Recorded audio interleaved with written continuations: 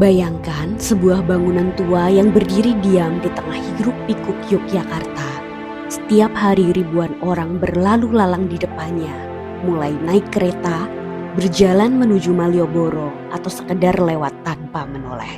Namun sedikit yang tahu, bangunan ini telah menyaksikan lebih dari 1 abad sejarah masa kolonial, perang dunia, perjuangan kemerdekaan, hingga perlahan dilupakan oleh zaman. Inilah Hotel Tugu. Bukan sekedar hotel tua, tetapi saksi bisu perjalanan panjang kota Yogyakarta dan bangsa Indonesia. Hotel Tugu terletak di Jalan Margo Utomo nomor 2, tepatnya di sisi timur stasiun Yogyakarta. Lokasinya yang strategis menjadikan bagian penting dari wajah kota sejak akhir abad ke-19. Kawasan ini sejak awal dirancang sebagai pusat pergerakan, jalur kereta api, jalan utama, dan bangunan-bangunan vital kolonial yang saling terhubung di titik ini. Hingga hari ini bangunan Hotel Tugu masih berdiri. Ia telah ditetapkan sebagai bangunan cagar budaya tingkat nasional. Sebuah pengakuan bahwa bangunan ini bukan hanya bernilai fisik, tetapi juga menyimpan sejarah panjang yang membentuk Yogyakarta seperti yang kita kenal sekarang ini. Namun asal-usul Hotel Tugu tidak sepenuhnya tercatat secara rinci. Sejarah harus dirangkai dari potongan-potongan arsip lama. Catatan tertua muncul pada tanggal 12 April 1876 ketika surat kabar The Lokomotif memberitakan pembukaan sebuah hotel di kawasan Tugu. Berita itu mencerminkan sebuah masa ketika Yogyakarta mulai membuka diri terhadap dunia luar. Pada periode ini, jaringan kereta api di Pulau Jawa mulai berkembang. Mobilitas meningkat dan Yogyakarta tak lagi hanya menjadi pusat kerajaan, tetapi juga kota persinggahan bagi pejabat kolonial, saudagar, dan pelancong Eropa. Kebutuhan akan penginapan yang layak semakin meningkat.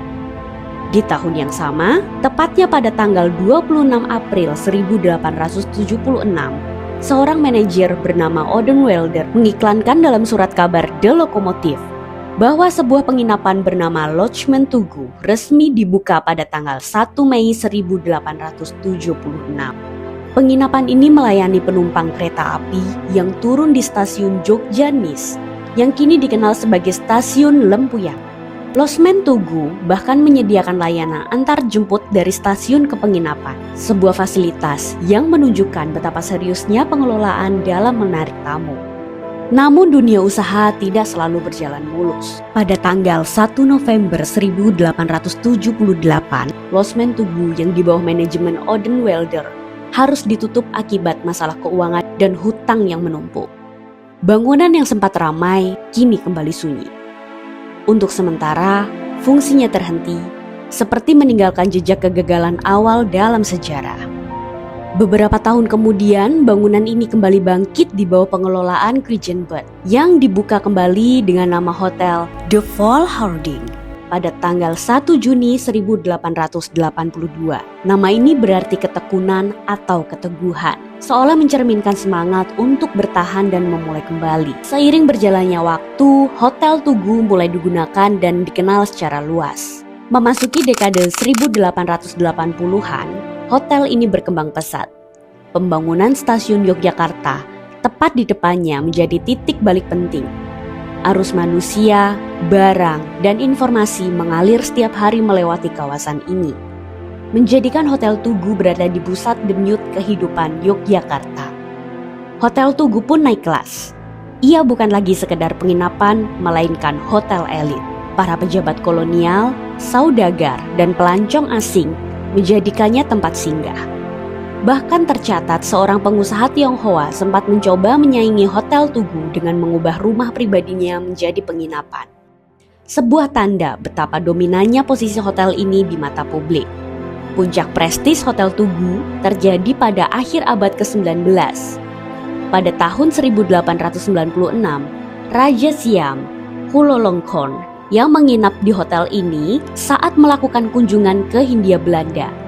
Kehadiran seorang raja asing bukan hanya membawa kehormatan, tetapi juga mengangkat reputasi Hotel Tugu ke tingkat internasional. Dan pada saat itu Raja Siam menginap cukup lama, sekitar bulan Juni sampai bulan Juli. Pada tahun yang sama, Hotel Tugu dikelola secara lebih profesional dengan membentuk perusahaan dengan modal 100.000 gulden. Ditunjuklah 2 komisaris dan 1 direktur. Dengan modal yang besar dan struktur manajemen yang modern, hotel ini memasuki abad ke-20 dengan optimisme. Hotel Tugu siap bersaing di era baru.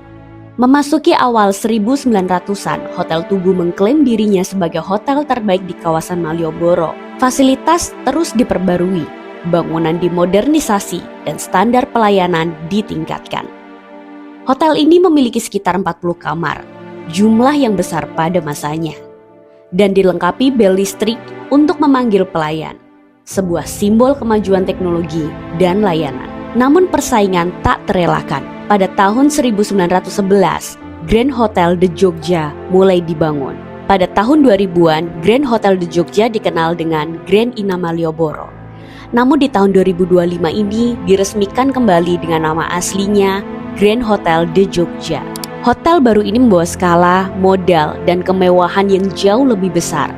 Hotel-hotel lama termasuk Hotel Tugu dipaksa beradaptasi agar tetap bertahan di tengah perubahan zaman. Sebagai respon pada tahun 1912, Hotel Tugu mulai berpikir. Ia meluncurkan layanan bus wisata menuju Candi Borobudur. Dengan bus, wisata dapat menjelajahi situs-situs penting di sekitar Yogyakarta.